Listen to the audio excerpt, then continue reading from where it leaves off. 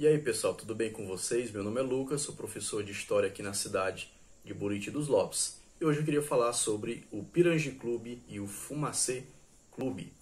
É importante salientar que no século passado as elites políticas, agrárias e econômicas das pequenas cidades começaram a formar clubes de lazer, locais onde eles se reuniam para festividades.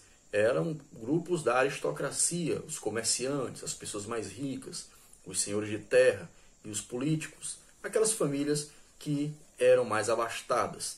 Essa moda foi importada da Europa, principalmente da Inglaterra, onde os ricos se reuniam em clubes de lazer, locais onde eles poderiam praticar esportes sem ter a incomodação dos trabalhadores, da classe trabalhadora, daquelas pessoas que pertenciam às classes mais baixas da sociedade. Em diversas cidades do Nordeste do Brasil isso aconteceu, inclusive aqui na nossa vizinha cidade de Parnaíba. Em Buriti dos Lopes, na década de 60, foi criado o Pirangi Clube. O Pirangi Clube foi criado como também um espaço de sociabilidade, um espaço de lazer entre pessoas. Essas pessoas, as primeiras pessoas do Pirangi Clube, eram pessoas da alta sociedade, digamos assim. Pessoas que eram proprietários de terra. Vale lembrar que aqui já era uma elite agrária, uma elite formada por pessoas que estavam prosperando com o plantio de arroz na Lagoa Grande de Buriti dos Lopes. Portanto, eram os proprietários daquelas terras. As pessoas que eram os donos da terra. Tá? E em 1966 foi criado o Pirangi Clube. Esses clubes sociais, eles eram elitizados, exclusivistas, como a gente sabe e ouve falar da memória oral daquela época. Vamos lembrar aqui o primeiro presidente, a primeira diretoria do Pirangi Clube. Bernardo Romão de Souza era o presidente, o vice-presidente Bernardo Carvalho Duval, primeiro secretário Mariano Lucas Leódido, segundo secretário Raimundo Alcântara de Souza, primeiro tesoureiro José Castelo Branco, segundo tesoureiro Gilson Sales de Souza. E os presidentes de honra, Venceslau Sampaio e Tomás Romão. Ainda no Pirangi Clube, na década de 60, foi criada a Festa do Arroz, que era uma festa realizada no final, ali no mês de novembro, no final da colheita do arroz. Essa festa se tornou uma festa dos proprietários de terras, os vereadores, os políticos, as figuras importantes da sociedade. Para participar do Pirangi Clube, tem algumas regras que eram colocadas, algumas condições no estatuto. Inclusive esse estatuto ele tem no cartório Tomás Romão, nosso cartório aqui da cidade. Olha só as condições para participar do Pirangi Clube, né, do clube social. Primeiro, gozar de bom conceito e ter boa conduta. Segundo, letra B, exercer profissão lícita. Letra C, não sofrer de doenças infecto-contagiosas e ter perfeita sanidade mental. Letra D, não ter sido expulso de outra sociedade semelhante. Letra E, assumir e respeitar o compromisso de obedecer leis e autoridades da sociedade, ter disciplina, dignidade e educação. Letra F, ter posição social, educação e instrução compatíveis com o nível do clube. Então, você vê, posição social, você deveria ser um proprietário de terras, alguém respeitado, um político, um vereador, um prefeito, alguém da alta sociedade. Educação também, algum doutor, um advogado, alguém formado, né? Instrução compatíveis. É interessante que a maior expressão dessa elitização que aconteceu na cidade de Buriti dos Lopes, a respeito do Pirangi Clube, foi com a criação da Festa do Arroz. A Festa do Arroz era uma festa, como eu já falei, feita no final da safra, né? do plantio, da colheita do arroz, e nela tradicionalmente se elege uma rainha do arroz. As moças mais bonitas da cidade eram levadas para concorrerem ao prêmio de rainha do arroz. Se você procurar na internet, você tem diversas fotos aí de rainhas, né, que foram eleitas na festa do arroz. Interessante é que, para entrar nessa festa, tinha que ter terno, gravata.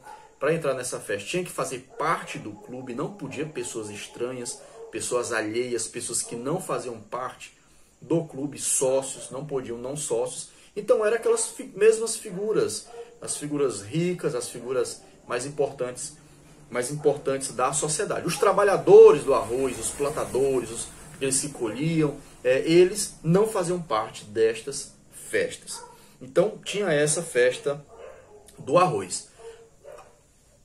Algum tempo depois começou ter também as expressões da classe trabalhadora. A classe trabalhadora se organizava para fazer suas festas. Essas festas eram feitas em locais, casas de amigos, em ruas, em botequins, em pequenos bares. E essas eram festas populares.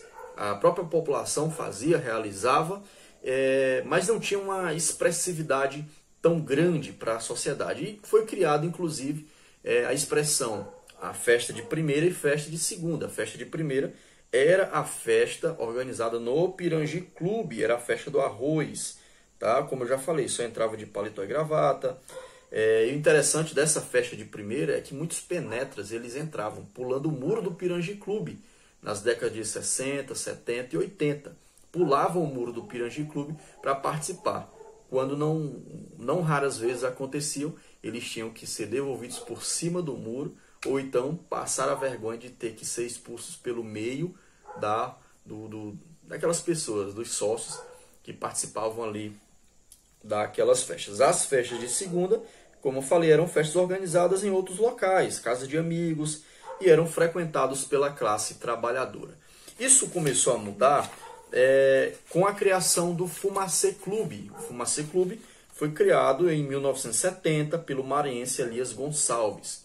E, inclusive, a primeira cobertura, o primeiro teto do Fumacê Clube foi feito com palhas de palmeiras. O clube foi criado como uma forma de reunir o povão. Então, o maranhense Elias Gonçalves veio para cá, emigrou em 1962 e em 1970 ele, que fazia parte da festa de primeira, construiu o Fumacê Clube e recebeu essas festas populares, tá certo? Algumas pessoas da memória oral, relatos da memória oral, diz que a inauguração foi uma noite de Natal de 1970 e aconteceu das 7 da noite até 7 da manhã. Outros já dizem que aconteceu no Carnaval de 1971. As festas no Fumacê eram diferentes. O Fumacê era diferente do Pirangi Clube. Não existia um estatuto, uma regra organizada. Era permitido entrar sem paletó, sem gravata, né, sem terno. Tá?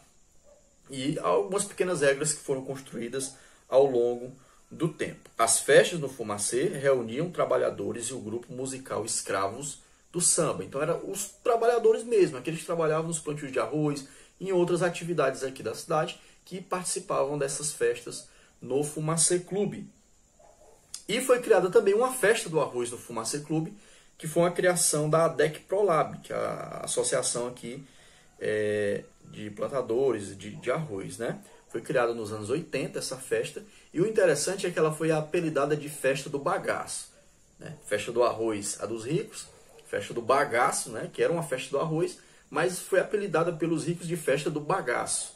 Essa Festa do Bagaço era organizada no Fumacê Clube pela ADEC Prolab, animada muitas vezes pelo Escravo do Samba ou outras bandas que eles chamavam de fora, e era o povão, os trabalhadores que participavam. Por um tempo existiam essas duas festas na cidade, organizadas muitas vezes no mesmo dia, e a memória oral conta que muitas das vezes, quando acabava a festa no Pirangi Clube, aquelas pessoas engravatadas, os ricos da sociedade, iam diretamente para o Fumacê Clube.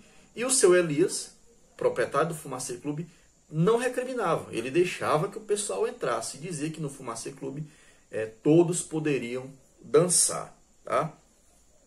A última festa do arroz no Fumacê aconteceu no ano de 1988. Após isso, ela passou a ser realizada por empresários do ramo. Tá? Fumacê Clube, ele hoje não existe mais, o Pirangi Clube continua existindo, e ficam na memória essas questões dessa segregação, dessa diferenciação, as festas de primeira, as festas de segunda. Isso refletia inclusive no futebol, né, porque o time do centro tinha rivalidade com o time da avenida, o time da primeira e o time da segunda. Os escravos do samba eram da Avenida, do bairro Avenida, e então eles tinham uma grande rivalidade também no futebol, né? Essa elitização, essa questão da segregação também vinha para o futebol. Essa diferenciação nas festas ela começou a acabar justamente por causa dessa junção das pessoas. Os ricos saíam do Pirangi, depois de acabar a sua festa do arroz, e corriam para a festa do bagaço. E isso foi acabando que misturando as festas e encerrando esse ciclo de essa diferenciação que existiam na sociedade. No Fumacê Clube se via pessoas, os trabalhadores dançando junto com os proprietários de terra.